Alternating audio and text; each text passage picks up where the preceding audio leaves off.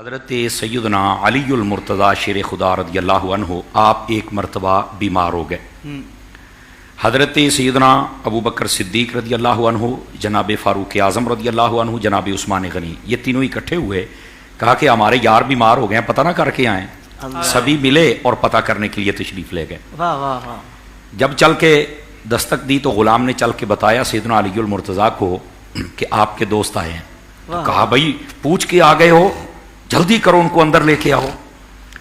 یہ تینوں حضرات مقدس ہستیاں مولا علی کے پاس جمع ہوئے تو 4 یار بن گئے ماشاءاللہ۔ اب جب وہاں تشریف فرما ہوئے تو آپ نے اپنے غلام سے کہا بھائی جلدی کر، میرے مہمان بڑے خاص آئے ہیں، ان کے لیے کوئی کھانے کا اہتمام کر، جو بھی ہے لے آ۔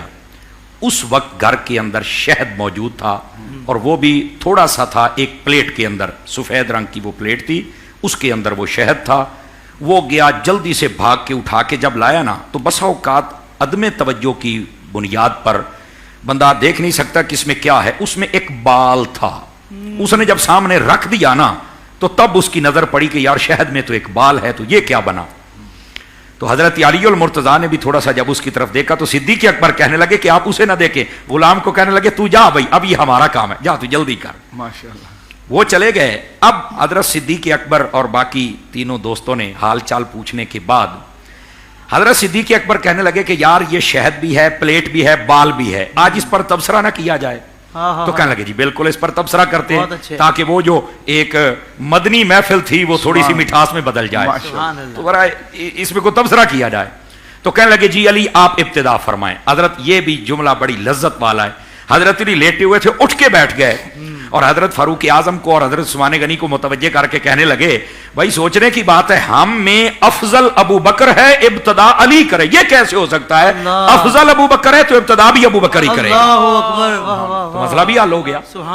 آپ سے کہا کہ آپ ابتدا کریں، باقی نے بھی کہا کہ آپ ابتدا کریں۔ سیدنا ابو بکر صدیق رضی اللہ عنہ آپ نے فرمایا ٹھیک ہے، اگر آپ کہتے ہیں تو میں بات کو چلاتا ہوں۔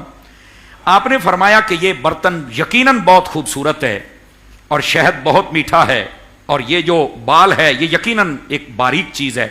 آپ نے فرمایا میں تینوں چیزوں پر تبصرہ کرتا ہوں۔ آپ نے فرمایا الدین انور من الطست، فرمایا جو ہمارا دین ہے نا، جو حضور نے عطا کیا ہے، اللہ نے اپنے حبیب کے ذریعے عطا فرمایا، یہ اس برتن سے بھی زیادہ شفاف ہے۔ ہمارے دین میں کہیں پر کوئی اندھیرا نہیں ہے، بالکل ہماری رہنمائی کی ہے۔ انہوں نے کہا جی آپ نے صحیح تشبیہ دی ہے اس کے ساتھ۔ فرمایا وَذِكْرُ اللَّهِ أَحْلَى مِنَ الْعَسْلِ، فرمایا جو اللہ کا ذکر ہے نا وہ شہد سے بھی میٹھا ہے، اگر کسی کو اس کی لذت لگ جائے۔ اب وہ حضرت شاہ صاحب والی بات ہے کہ اللہ کے ولی ہیں، صوفی ہیں، اور سب کے ولی ہیں، امام الاولیاء اس امت کے ہیں، اس لیے تو ذکر اللہ کی فضیلت کو بیان کر رہے ہیں کہ وہ شہد سے بھی زیادہ مٹھاس رکھتی ہے۔ آپ انہوں نے کہا یہ بھی آپ کی تشبیہ بالکل درست ہے۔ اب رہ گیا تھا بال، فرمایا وَالشَّرِيعَةُ أَدَقُّ مِنَ الشَّعْرِ، ہماری جو شریعت ہے نا، فرمایا بسا اوقات ایسا موڑ آ جاتا ہے، ایسا مسئلہ آ جاتا ہے کہ بال سے بھی زیادہ باریکی وہاں پہ آ جاتا ہے۔ اور ان کا جی بڑی کمال کی آپ نے تشبیہات بیان فرمائی ہیں۔ اب باری آ گئی حضرت فاروق اعظم کی، ان کی محبت بھی دیکھیں، محفل بھی دیکھیں اور گفتگو بھی دیکھیں۔ اچھا حضرت فاروق اعظم رضی اللہ تعالیٰ عنہ آپ سے کہا کہ آپ تبصرہ فرمائیں۔ انہوں نے کہا ٹھیک ہے۔ وہ کہنے لگے الجنت انور من الطست، فرماتے ہیں کہ یہ پلیٹ جتنی بھی چمکدار ہے نا، رب کی جنت اس سے کہیں حسین ہے۔ انہوں نے کہا یہ بات بھی آپ کی بالکل ٹھیک ہے۔ اب شہد پر فرمایا وَنَعِيمُهَا أَحْلَى مِنَ الْعَسْلِ، فرمایا جو جنت کی نعمتیں ہیں وہ اس شہد سے ہزاروں درجے بڑھ کے میٹھی ہیں۔ انہوں نے کہا یہ تشبیہ بھی آپ کی بالکل خوبصورت ہے۔ اور آپ نے فرمایا پر یہ یاد رکھنا وَالصِّرَاطُ أَدَقُّ مِنَ الشَّعْرِ، جو پل صراط ہے وہ بال سے بھی زیادہ باریک ہے۔ آپ نے یہ تشبیہات تین ارشاد فرمائی۔ اب آ گئی حضرت عثمان غنی کی باری۔ حضرت عثمان سے کہا اب آپ تبصرہ فرمائیں۔ حضرت عثمان غنی کہنے لگے القرآن انور من الطست، فرمانے لگے جو قرآن کی نورانیت ہے وہ اس برتن سے ہزاروں گنا بڑھ کے زیادہ چمکدار ہے۔ انہوں نے یہ تشبیہ دی، فرمایا کہ وَتِلَاوَتُهُ أَحْلَى مِنَ الْعَسْلِ، فرمایا قرآن کی تلاوت میں وہ لذت ہے کہ اس شہد میں بھی وہ لذت نہیں جو تلاوت میں لذت ہے۔ انہوں نے یہ شہد کے ساتھ تشبیہ دی۔ اور اس کے بعد فرمایا کہ وَتَفْسِيرُهُ أَدَقُّ مِنَ الشَّعْرِ، فرمایا قرآن کی تفسیر میں کچھ ایسے موقع آ جاتے ہیں بال سے بھی زیادہ باریک تفسیر کرنی پڑتی ہے، اور یہ ہر بندے کے بس کی بات نہیں ہے۔